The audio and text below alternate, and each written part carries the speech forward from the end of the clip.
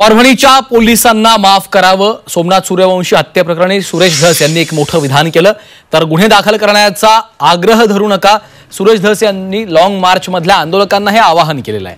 Parbhani police कोठडीमध्ये Somnath सूर्यवंशीचा मृत्यू झाला होता, त्याच्या न्यायासाठी लॉंग मार्च काढण्यात आला होता। यावेळी नाशिकमधल्या सभेत बोलताना परभणीच्या पोलिसांना माफ करावं, त्यांच्यावर गुन्हे दाखल करण्यासाठी आग्रह धरू नये असं आवाहन आंदोलकांना केलं।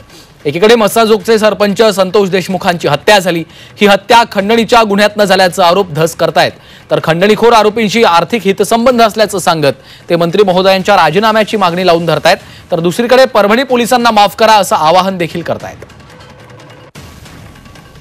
पोलिसांच्या वरती गुन्हे दाखल करणे हे मला वाटतं संयुक्तिक होणार नाही।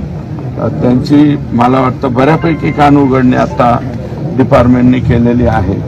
गुन्हेच दाखल व्हावे असं काही आग्रह धरू नये असं माझं मत आहे। संघर्ष न करता त्यांनाही एकदाच जसं काही गोष्टीमध्ये माफ केलं जातं मोकळ्या मनाने मोठ्या मनाने, तसं काही गोष्टी माफ करावं अशा प्रकारची या ठिकाणी विनंती करतो।